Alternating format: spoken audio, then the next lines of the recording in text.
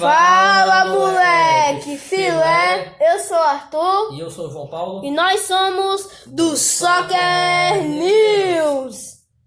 Passados 7 rodadas do Campeonato Paulista, surge a pergunta: será que podemos fazer uma análise dos times até agora?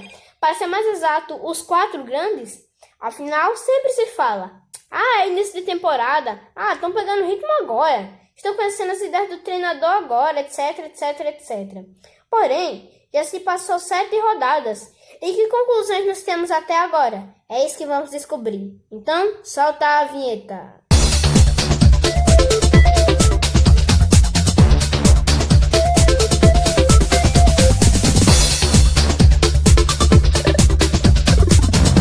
Então, João Paulo, que conclusões podemos tirar até agora dos 4 grandes de São Paulo? Vamos começar com o Corinthians, por favor? Então vamos lá, o Corinthians que tem 2 vitórias, 2 empates e 3 derrotas nos 7 jogos, 9 gols marcados, 7 gols sofridos, tem a 8ª melhor campanha se for analisar todos os grupos. E a campanha do Corinthians não seria suficientemente capaz para deixar ele passar para a próxima fase no grupo B e grupo C. O Corinthians que está tendo uma crise de identidade, vamos colocar assim. Porque desde 2009 até o ano passado era um time que tinha uma metodologia baseada em marcação forte, transições rápidas para o ataque. Tirando o time de 2015, todos os times tinham essa ideia. E, quer ou que não é um dos jogos mais vistosos para a maior parte das pessoas que analisam futebol, mas que trouxe muitos resultados e isso aí não resta dúvidas. Mas agora o Corinthians está jogando em um modo diferente, com 2 volantes que saem muito, não tem como característica principal a marcação que é o Camacho e o Cantilho. Uma mudança de filosofia que até então não está agradando muito a torcida. Por quê? Porque os resultados positivos não estão vindo. A eliminação prematura para Libertadores, derrotas, tais como a ontem para Água Santa e alguns outros pontos, faz com que crie-se essa dúvida.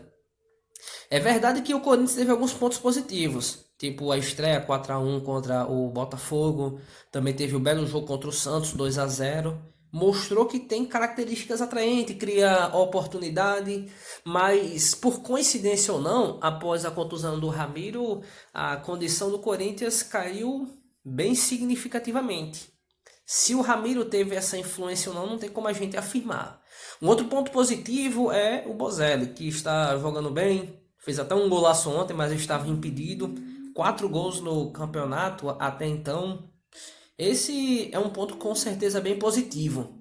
Um outro também, o Ramiro, que se contundiu, conforme eu já mencionei.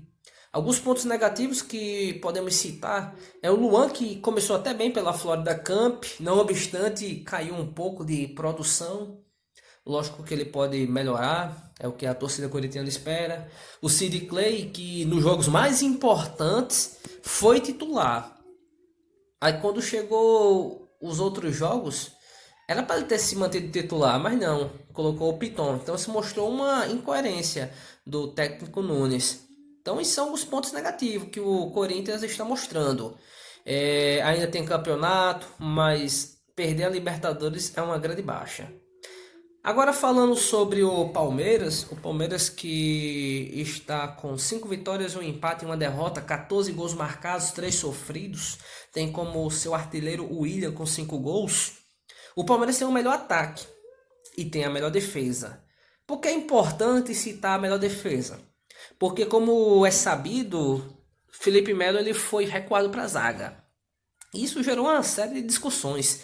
Será que o Felipe Melo vai ter condições? Será que não vai tomar vermelho, etc e tal? Os cartões ainda não vieram, ele levou poucos cartões. E ele, juntamente com o Gomes, estão compondo a melhor zaga do campeonato. Então podemos dizer que pelo menos a coisa não tá andando, tá fluindo. Um outro ponto positivo no Palmeiras foi a aquisição do Zé Rafael como segundo volante. O Zé Rafael, que desde a época do Filipão fazia inúmeros desarmes, ele consegue dar uma dinâmica legal no meio de campo. Outro ponto positivo, esse é o mais positivo de todos, que é o William, que teve um ano complicado por causa da contusão ano passado. Aí esse ano, em poucos jogos, ele já conseguiu fazer a mesma quantidade de gols do ano passado. Então, com certeza, esses são pontos positivos. E o William tá tão bom em características que essa figura aqui vocês conseguem perceber. O gol do Dudu, depois de 300 partidas pelo Palmeiras, veio de uma bela jogada do William, que virou sobre o zagueiro, carregou em velocidade, ao invés de bater pro gol, tocou pro lado, Dudu só fez escolher o canto e finalizar. O Palmeiras ainda está em dificuldade no meio de campo. Lucas Lima ou Rafael Veiga. Lucas Lima jogou as primeiras partidas, jogou até bem, contudo teve um pouquinho de queda de rendimento. E o Rafael Veiga está jogando bem também, fez um gol, é um dos pontos que está sendo estudado. O Palmeiras que fez as contratações do Matias Vinha e do Rony. Com isso faz com que o Palmeiras tenha um poder de ataque forte também pela esquerda. O time geralmente atacava mais pela direita, com o Dudu e Mike, ou Dudu e Marco Rocha.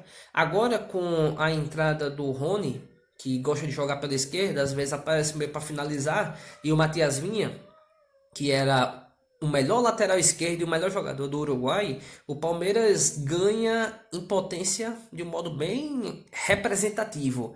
Se isso vai ser suficiente para ganhar o Paulista e outrora competir de igual para igual com o Flamengo, não tem como a gente afirmar, mas que dá o up bem legal na equipe, isso aí com certeza. E o Palmeiras também está dando oportunidades para as jovens figuras, tais como o Patrick de Paula, Gabriel Menino, que inclusive também apareceu na lateral direita, o Gabriel Veron, uma grata surpresa também o Wesley.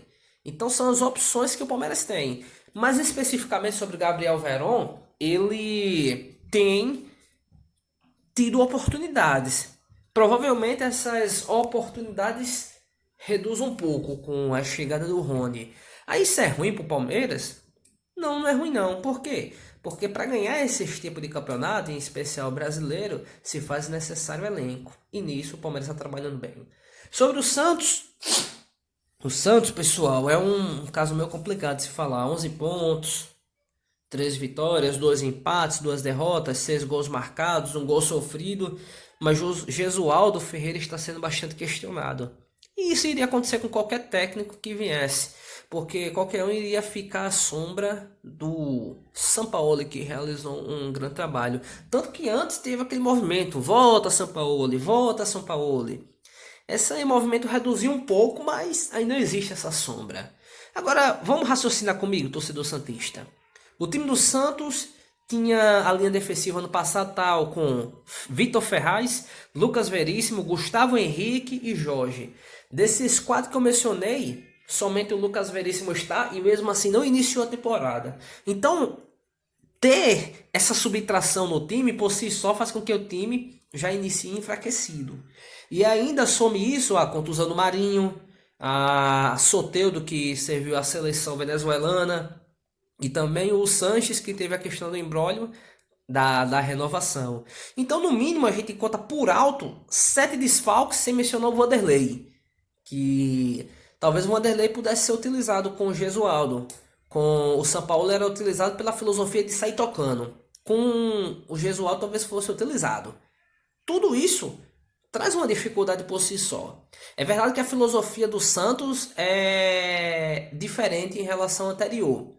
E a torcida não está gostando muito. Um estilo mais retraído e tal. Ele quer mais aquele estilo avançado como era antigamente com o Sampaoli. Um outro ponto, pessoal, que nós podemos citar foi a derrota para o Ituano. Perdeu novamente, ano passado perdeu 5-1, esse ano 2-0, perdeu a final em 2014.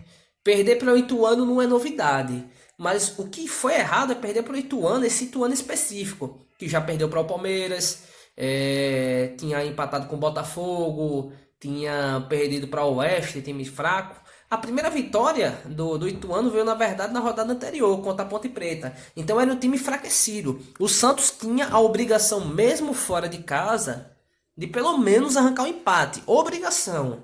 Então o time, a torcida tá vendo que o parâmetro não é bom. E talvez piore. Agora, pessoal, falando sobre o São Paulo. O São Paulo, que também é uma situação complicada, 3 vitórias, 3 empates e 1 derrota, 4 gols marcados, 10 gols marcados e 4 gols sofridos, que joga no 4-3-3. Um time bom. Eu particularmente gosto do Diniz. É um time que toca a bola, cria muitas oportunidades, Mas o São Paulo tem que ser mencionado uma coisa. Antes dessa rodada só tinha 6 gols, então era um ataque inoperante. Mas as oportunidades eram criadas. Verdade que alguns gols não saíram por erro da arbitragem, alguns erros de finalizações, Pato chutando bola na trave, Pablo perdendo gol. Então são situações que acontecem. Mas o time está criando. Se tá tendo sorte ou não, já é outro aspecto.